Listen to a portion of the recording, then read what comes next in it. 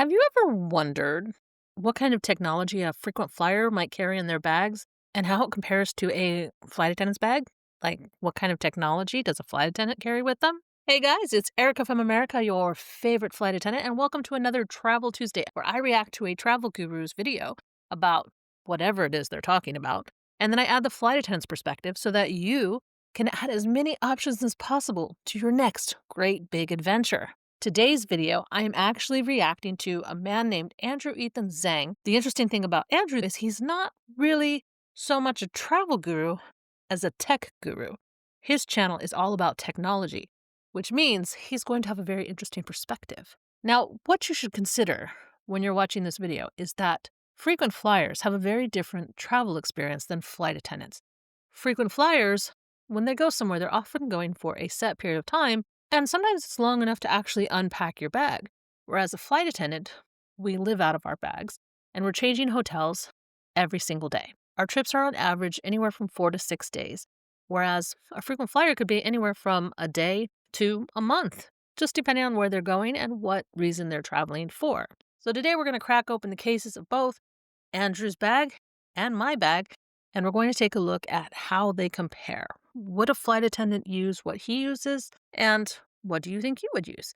Now, just so you guys know, I did recently get a new cooler that carries all of my tech, and I wanted to show you everything that was in my bag today, but I realized this video came out much longer than I thought it would come out, and I only got to show you a few things from my case. I'm going to show you actually all of my tech goodies that I take with me on my trips on Friday. And if you are curious about that, do remember that I'm not just a flight attendant.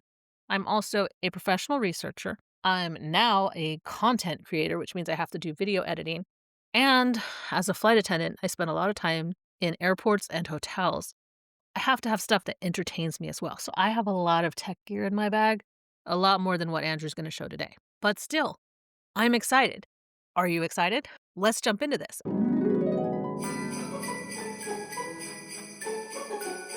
Oh, but wait. Before we jump into this, I wanted to tell you one more thing. The New Year's coming up, and I want to expand this channel more because I feel like if I just stick to travel advice, I'm eventually just going to end up repeating myself over and over again, and you guys are going to get bored with me. And quite frankly, I'm probably going to get bored of myself. And I don't really want that. I don't think you want that. So I am trying to expand the channel to include more cultural things, not just within America, but outside of America's borders, and showing you some of the things that I see as well. So maybe testing out some new series. And I would love your feedback in the comments. Today actually kicks off the beginning of a new series that I call the Q&A. And what the Q&A is I'm going to be trying my best to make sure that I post a Travel Tuesday video every Tuesday by 6 p.m. When I do, a timer will start of 24 hours. So between Tuesday at 6 p.m. to Wednesday at 6 p.m., any questions that you guys ask me in the comments, I'm going to try to grab the best questions that I can and make a quick response video that I will then try to post by Thursday at 6 p.m. I don't know how well this is going to go off when I'm actually flying again because I kind of have this month off, but we're going to try to do what we can. When you get to the end of the video, I'll remind you again, put your questions in the comments below, and I'll crack that bag open on Friday for you guys. So let's go ahead and get this started. Okay, so today's video is called Frequent Flyers Unique Travel Kit After 300 Plus Flights by Andrew Ethan Zeng. It was posted October 7th, 2025. Almost 195,000 views. And he says, after years of airport lounges, flights, and long-haul journeys, here's the more unique but useful gear in my travel setup. And the video is breaking down his tech and travel. Pause that and read that if you want. I'm going to pop over to his page. Here's his page right here. It's about tech and business. So he's got 400,000 subscribers, 287 videos, and he says he focuses on premium tech, beautiful design, purposeful business, and doing weekly cinematic content on phone reviews, desk setups, home offices, interior design, tech gadgets, cars, business, and lifestyle. So that is who I will be reacting to today. And again, as always, I will link his video in the grab your remote section at the end, so that way you can actually go over and watch his video. When I first went overseas, I overpacked all the wrong things and way too much of them. But after traveling to over 150 cities around the world and currently being in Tokyo, Japan, I've dialed in the essentials I carry to make my trips a little bit more convenient and a little bit more fun. Here are the 12 unique and useful items I've recently added to my travel essentials kit, and I'm excited to share these with you. If you are traveling soon, I'm pretty certain you'll but it's a clever Find My tracker designed to slip right into your travel wallet or holder. The setup is pretty simple, just pair it with your phone, pop it into your travel wallet, and you'll be able to locate it wherever you go. And if you do lose it, you can tap play sound in the app and it'll chirp out these fun 8-bit tones until you find it. What really sets it apart though is its charging. Instead of fiddling with replaceable batteries, the Nomad card is Qi and MagSafe compatible, so you can just drop it onto a wireless charger when it's low battery. For me, this is a huge peace of mind item. I'm the type who's always rushing out of hotels or airports, and having something this slim, keeping track of my essentials, is a lifesaver when traveling. Okay, so that's very interesting. I have not actually used a card like that. However, what I do use for my family and I is Life 360 on my phone. Basically, you install this app on your phone for free, and then you can create your own circle of family who can see where you are. And my family likes it because they can see where I am anywhere in the country. It will actually show the routes that I take. Like, I can see when my husband drives from our house to work. I can see where my kids are because sometimes our house is so big that I don't even know if they're home, and I'll look in my app just to see if their phone is here or not. Recently, I did buy this one tracker here because Life 360 does sell these tile trackers. I got this card one here for my oldest. There's the better price for it right there. So that coupon that popped up in the Life 360 app was to get an extra discount off of the trackers. And right now it's on sale for 33% off, which is $20 for the tile tracker. I've got it hidden around here somewhere for Christmas because it's a Christmas gift.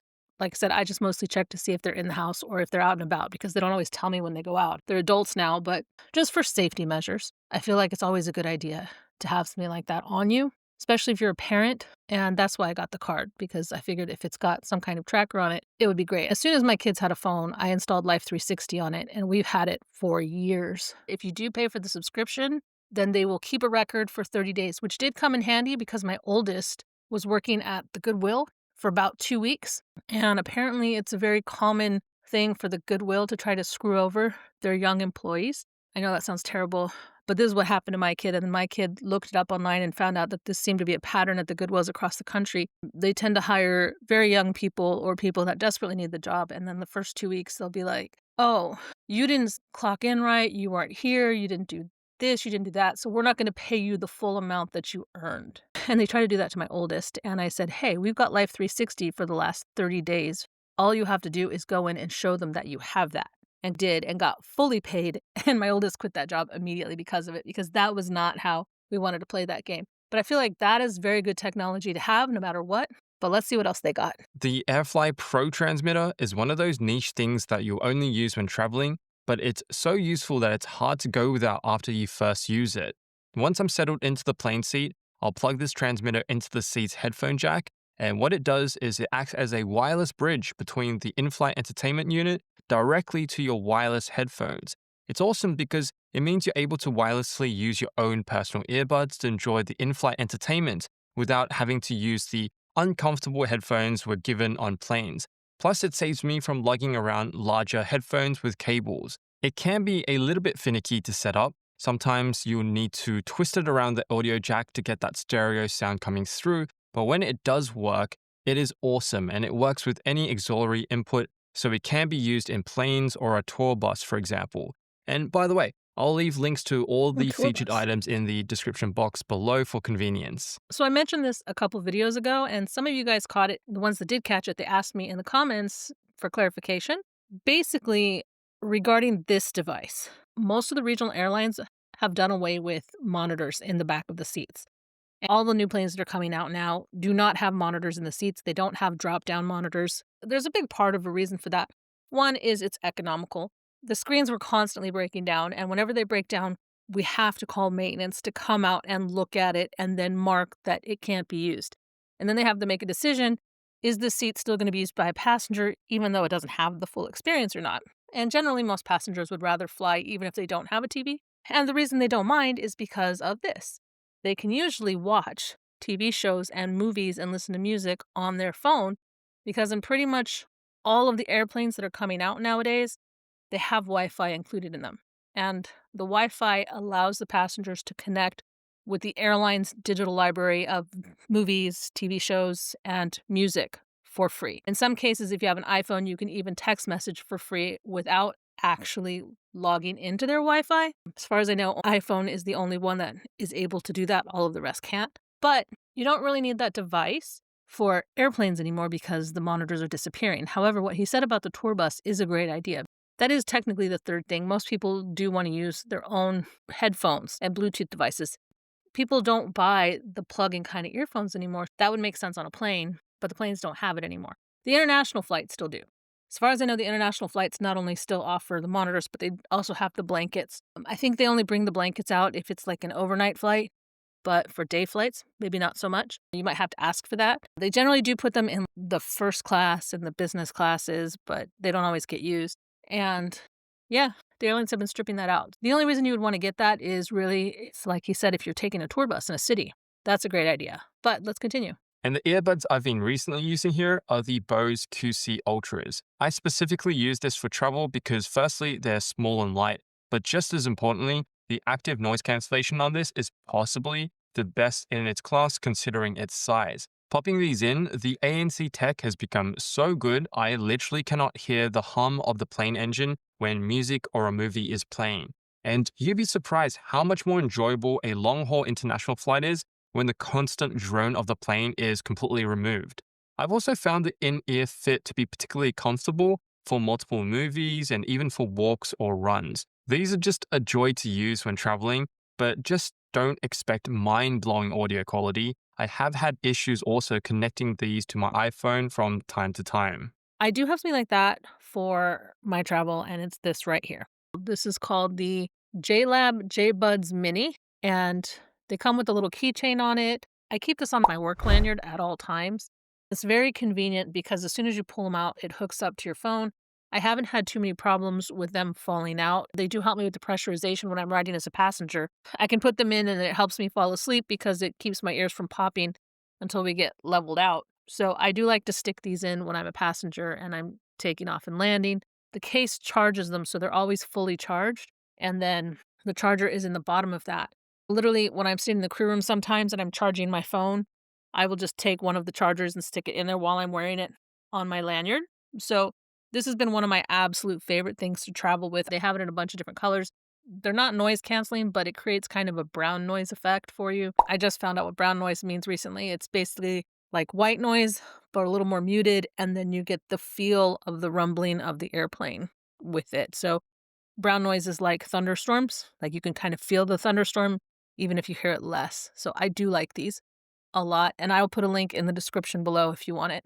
Let's go on to the next one. Time. Now, your phone dying when you're traveling is one of the most inconvenient things that can happen. I've been there before, right when I needed to use Google Maps and digital tickets to enter attractions. So I'm always on the lookout for a great travel charger, and this thing here has been an absolute game changer. I think it's literally the slimmest 5,000 milliamp power bank on the market right now, and so naturally, it makes for a great travel companion. When I just need to juice up my phone on the go, I just snap it on magnetically and it has 15-watt fast wireless Qi 2 charging, and I can continue using my phone without any type of bulk. The fact that it's only 0.34 inches thick and super light at 4.3 ounces, it's just a no-brainer travel item I throw into the bag. Small, simple, and just always there when I need access to it most. So I have gone through a variety of power banks over the years, but I don't necessarily carry them for me. I carry them for the passengers. This one was a really good one. It's credit card thin and it had a built-in plug for it. This is a micro USB. So my phone is a C plug. I can't use it on my phone. I would like to try one of those ones with the mag battery on the back. I know it's becoming a thing, but if I were to buy a battery as a flight attendant, I would buy something with these kind of plugs. That way you can use any kind of plug and I could loan it to anybody. I am going to try to see if I can find one of those MagSafe batteries and try it out, and I'll let you know in a future video if I like it or not.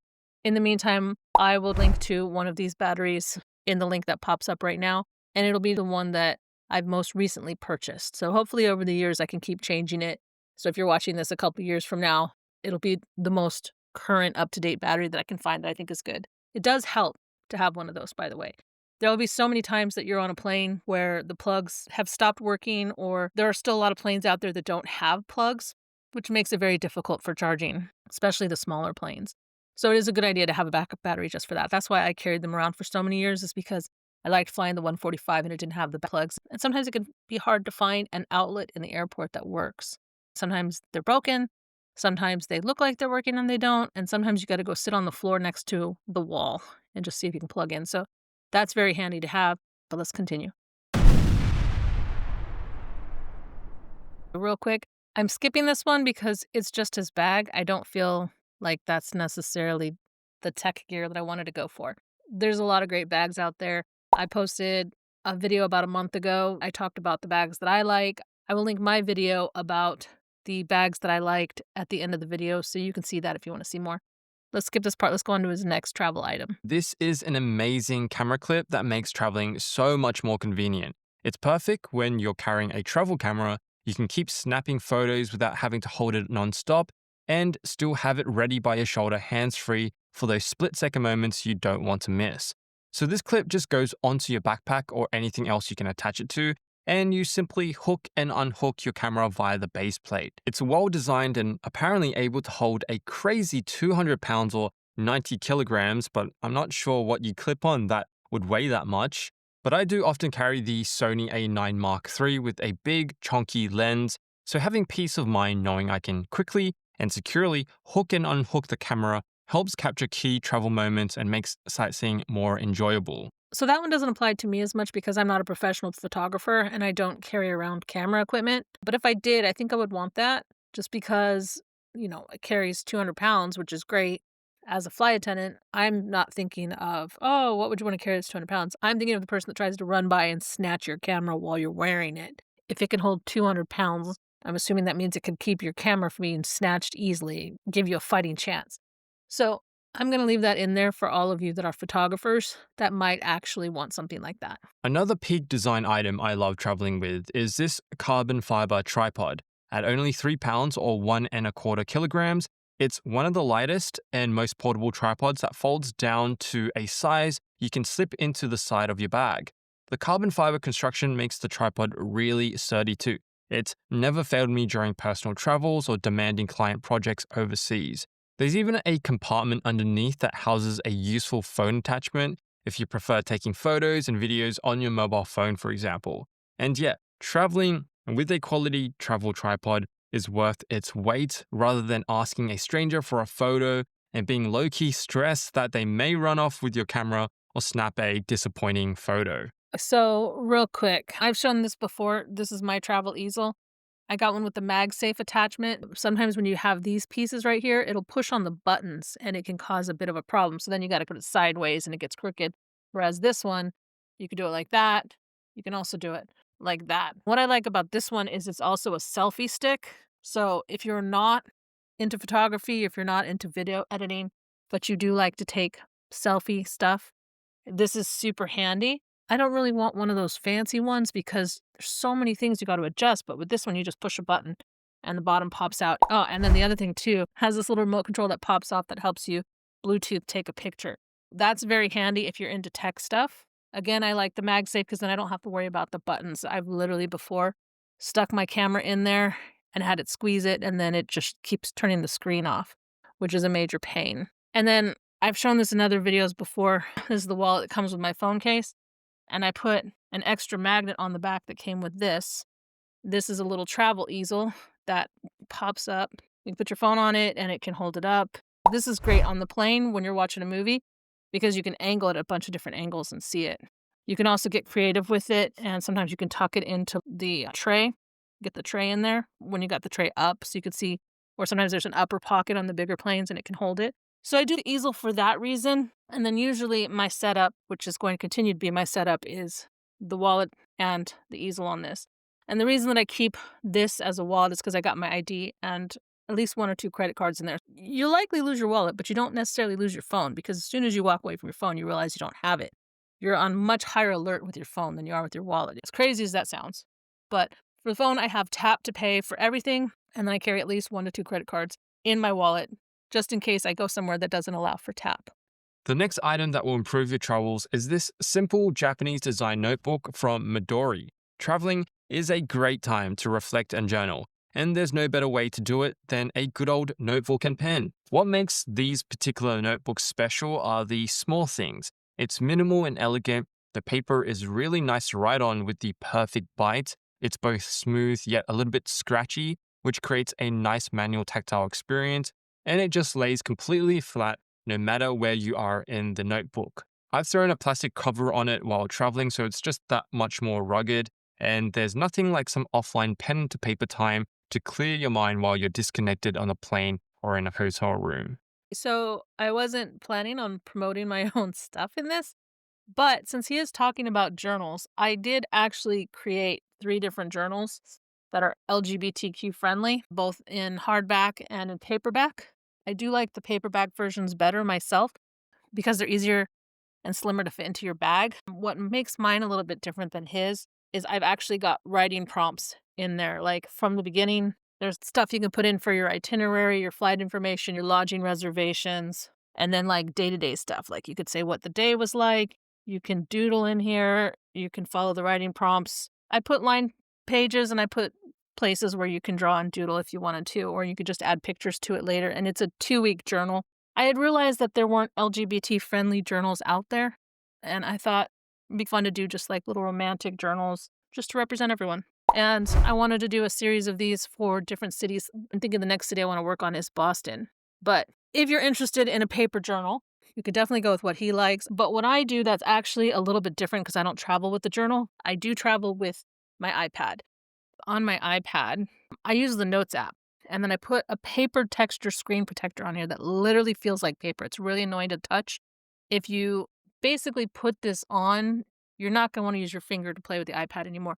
But if you have an Apple Pencil, it's great because it holds the pencil in place. You can write really small if you want to. You can write really large. I do all kinds of stuff in mine. I'll do drawings and stuff like that. So this is one that I would recommend if you don't want to travel with the journal. It's just to grab a paper texture screen protector, which I'll link in the description below. Just stick that on your phone, your tablet, your iPad, and then it's a great way to keep a journal without actually keeping a journal. So, this here is a simple but well designed travel tote bag that I found particularly useful going through airports and while at the destination, because the interior layout is thoughtfully designed and it folds down easily thanks to the pretty clever elastic cord design that doesn't require origami level skills. And when you unfold it, the structure feels really sturdy, and the rugged handles are comfortable when you carry it by hand or you sling it over your shoulder. And again, if you're forgetful like me, there's a handy spot to clip on an Apple AirTag. It's great for keeping track of your bag at busy airports or while zipping through new cities. It's made from recycled polyester, so it's both eco-friendly and yeah, it's just a great one for daily travels or really even dailying back at home. So I have recently added a new bag to my collection of bags. Why would I add a new bag to my collection of bags when I have so many? Very simple reason. I am tired of breaking my laptops. I've been a flight attendant for 8.5 years now, and I have gone through 4 laptops in that 8.5 years. What I ended up doing was I bought a new cooler bag that would allow me to carry all my tech gear because not only have I broken my laptops, but now I'm editing videos. So now I need to carry equipment for filming that I haven't had to do before. On top of that, I also still do research on the side. So I need to carry equipment for when I do my other job. I need equipment for when I'm filming.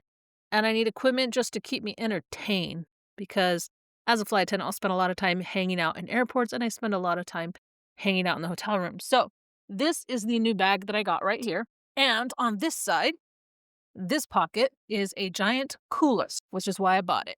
Because I needed a new cooler bag, and the last one that I showed you guys had a smaller cooler compartment that came in from the side, and it's a great bag for basically a day's worth of food.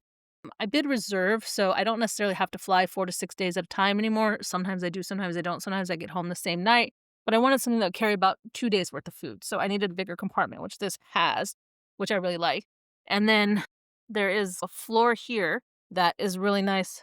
So I could keep a bunch of gear up here. The nice little side pocket that I like for the passport or what's in here right now is just equal. But this bag also has all of my gear in it right now. This is the bag that I've been using. I do hook it to my smaller bag, and I do have to get creative with how I hook it. Again, I got the carabiners to help me hook it to my regular bag, and I have to get creative through the handles to make that work. But it does counterbalance my bag very well, which is about the same size as this one, and fairly heavy. I do like this bag a lot. The only thing I don't like about it is if you don't have something in the bottom, it likes to squish down and fall forward. So if you want to try to keep stuff in the bottom, like maybe if you're not using it for the cooler space, you'd want to use your jacket in there or throw some bottles or jars or something to keep it stable. But that's the bag that I'm using now, and so far I am loving it.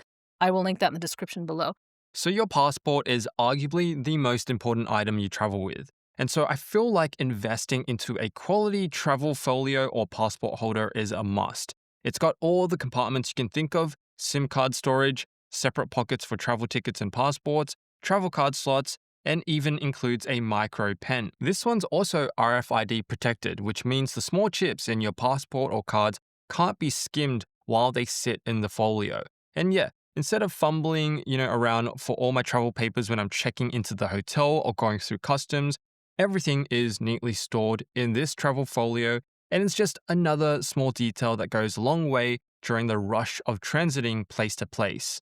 I've been using specifically this one from Bellroy for years, and the leather on this thing has held up really nicely, and yeah, I highly recommend it. My opinion on that is I wouldn't bother. I mean, it's nice to have all that fancy stuff, but here's the thing. You'd be amazed how easy it is to leave something like that behind on the plane. I constantly am telling passengers when I see them get on their plane with their passport out, I'm like, put that in your bag right away or your jacket and zip it in because you'd be amazed how many passports I find that people left behind. There was one case once where I literally had just taken off from Chicago, and a passenger came up to me and handed me a passport and said, I found this passport in my seat pocket. And I thought, uh-oh, that's not good. It took us 2 hours to get to the next airport. We got to the airport. I talked to the gate agent. The gate agent contacted the other gate agent who said, the passenger has realized it and is here at the gate freaking out. And I said, well, we'll be back in 2 hours.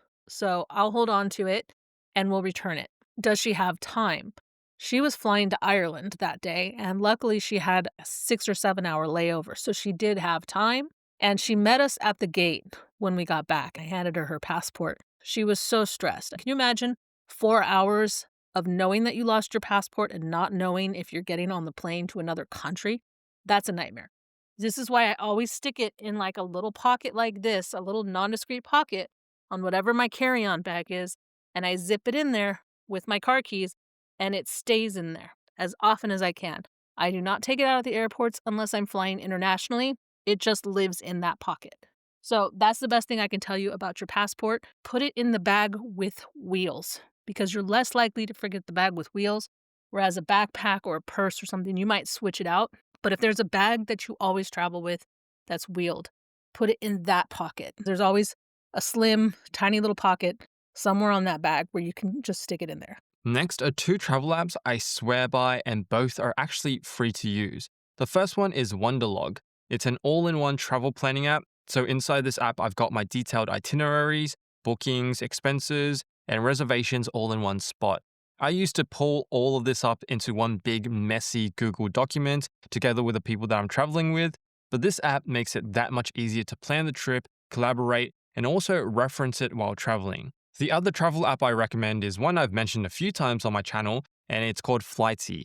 I use this to track all my upcoming flights, and by the time it's travel day, Flightsy gives me live notifications on exactly which terminal and gate I have to go to, and even details like what type of plane I'll be traveling on and how many times it's been delayed. An added bonus is the end of the year summary. If you're a frequent traveler, it's pretty dope to see your entire flight path in a single year in one spot illustrated nicely. Those apps sound really good, especially that last one. I like the idea of being able to track how many miles that I've flown in a year.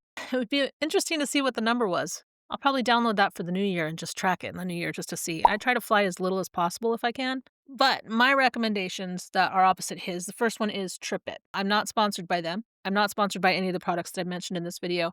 TripIt I started using about 14 or 15 years ago. And they were amazing 14 or 15 years ago. So I'm sure they're just as amazing now because how could you not change in 14 or 15 years?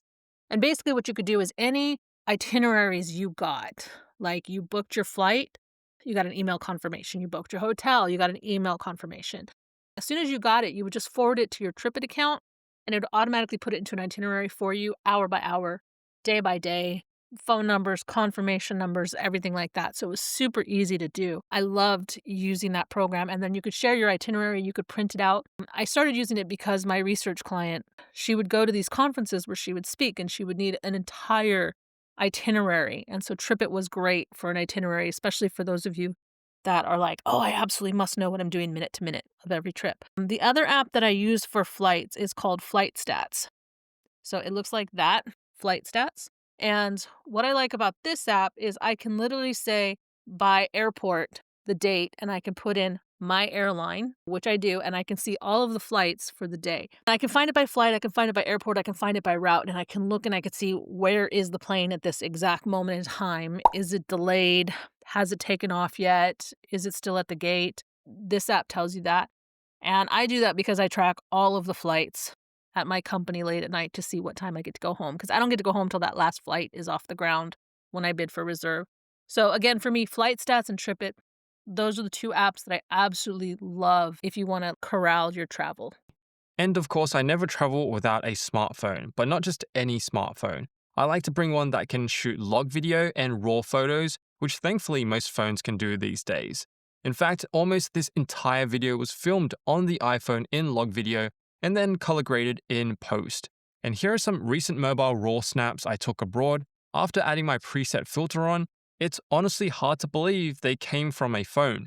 Smartphones have become incredibly powerful cameras that fit right into your pocket, so having a phone that can capture log and raw completely changes the game when you're traveling. You get these beautiful looking memories without needing to lug around heavy camera gear or from something that slips right into your pocket. You can check out my YouTube tutorial on improving your mobile travel photography on screen right here. And as always, thanks for watching, and I'll see you in the next video. I don't travel with an iPhone. I've always been an Android person. I don't like using MacBooks. I prefer a PC. So I have a Google Pixel. This is my old one. I'm about to send this one in, and then this is my new one. I've just upgraded from the 8 Pro to the 10 XL Pro. And what I like about this is I can yell at this phone from across the room. Hey, Google, set an alarm for 10 p.m. I've set an alarm for 10 p.m. It used to be on all the other phones that I had, I would have to walk across the room, unlock the phone, look for the alarms, and set the alarms. I set an alarm for an hour before I needed to leave the hotel to go to the shuttle, and then 10 minutes before I leave to go to the shuttle. And that 10-minute alarm was always my last call alarm. Like, this is your last chance to put everything in your bag and get out. You need to get downstairs now. It generally takes about 5 minutes to get down to the lobby because some of the hotels I go to have really slow elevators, or we might be really high up and then we got to hit every floor. And if you've got like a soccer team or a beauty pageant in your hotel, they like to hit every single floor on the way down. So I always give myself at least 5 minutes to get downstairs, and then that gives me 5 minutes to throw all my stuff in my bag. I love the Google because of that. I can ask it all the questions that I would generally ask Alexa. I do love Alexa. I joke that she's my wife, and this would be my husband. So, what do you call a herd of cows flying to Omaha? Pigs on a plane. okay. She's trying to win me over right now. But anyway, that was unexpected.